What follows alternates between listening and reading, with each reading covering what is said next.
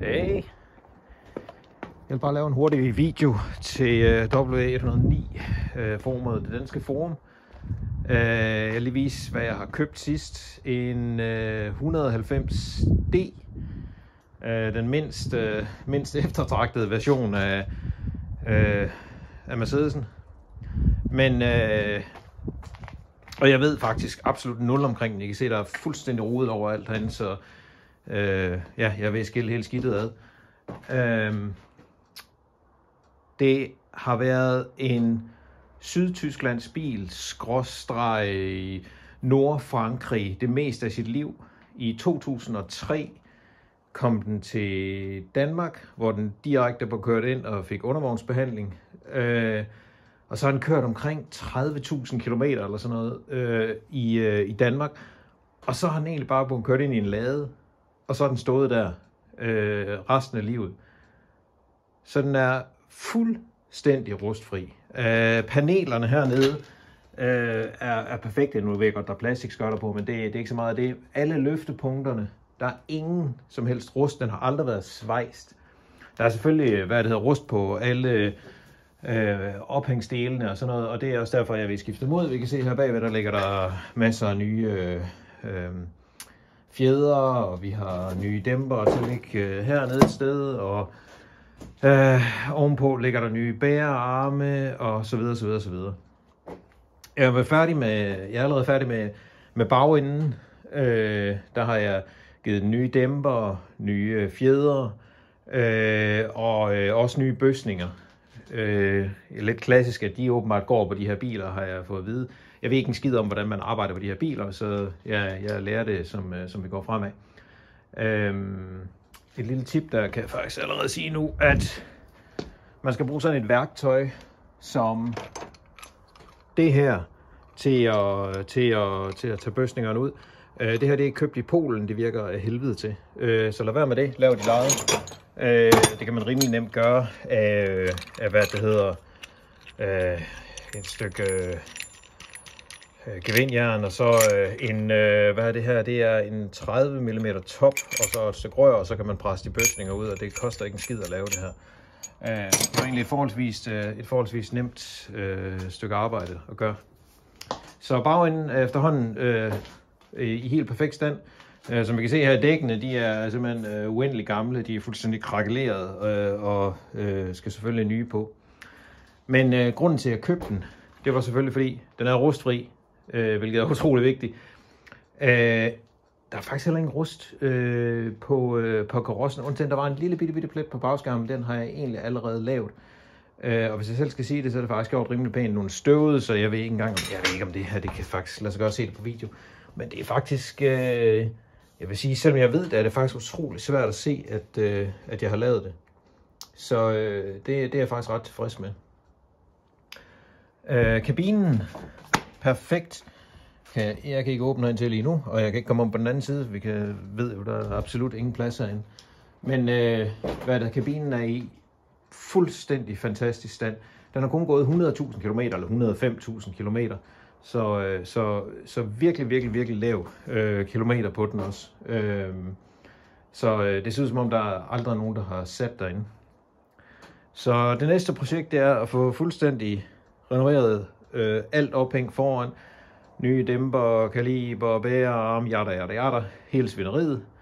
Få den vasket, få den poleret. Og så som det sidste, nu går vi simpelthen igennem huset her, fordi jeg kan ikke komme forbi her, jeg er meget tyk, så derfor kan jeg ikke rigtig være der.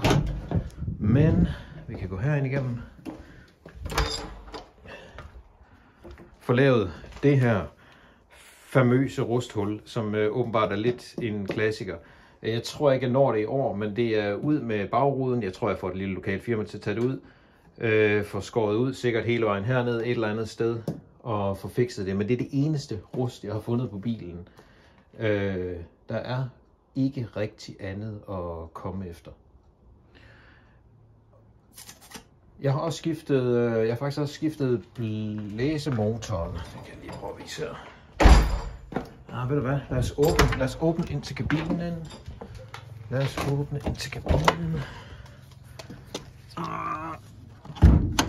I kan få en fornemmelse af det lige nu her, men sæderne er ikke slidt. Ingenting er slidt herinde. Det er virkelig, virkelig, virkelig fin stand. Men jeg opdagede jo, at blæseren ikke virkede, selvfølgelig, så det skulle også fikses. Den her vej. Der er en pakke. Kommer sgu hele tiden pakker. Den her vej. Lad os få åbnet motorhjelm. Sådan her. Den er beskidt. Det er beskidt hernede. Men det gør egentlig ikke så meget. Alt det her er selvfølgelig pillet ud efter bedste evner. Afmonteret hele skidtet her. Dernede sidder blæsermotoren. Og der har vi, jeg tror faktisk den gamle ligger herovre et eller andet sted. Yes, her. Den er, ja, som I kan se, den går utrolig elendig, så en ny af den. Der er faktisk jeg har set en del, hvad det hedder, folk på nettet, der siger, at det er utrolig svært at føre den nye ledning ned igennem, under det gamle ledningsnet og så videre, og hen til modstanden, som ledningen sidder fast i.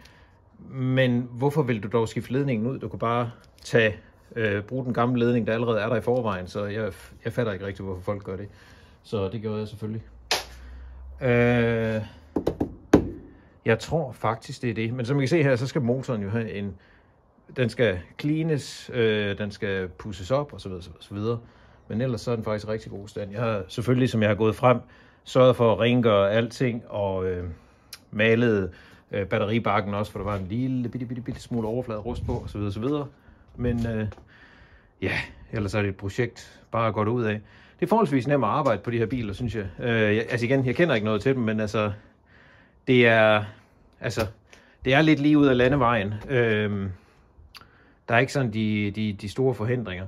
Og jeg mener, om jeg købte dieselversionen her, fordi at jeg ved, at de går sådan cirka for evigt. Altså de er også, når solsystemet det forsvinder.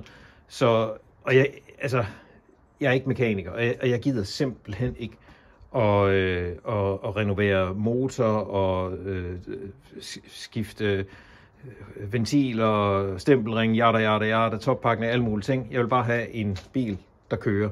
Jeg er ikke interesseret i tophastigheden. Der har vi fået eller der hele vejen rundt, så dem kan vi køre stærkt i. Den er bare beregnet til at køre rundt og se sej ud i. Så det er faktisk derfor. Så ja. Men altså, hvis I har lyst til at følge med i, når jeg får lavet noget, så er I velkommen til at lige skrive nedenunder. Det her, det er bare en video, der ligger kun tilgængelig for folk inde i forumet, så I kan jo skrive, som I har lyst. Men hygge!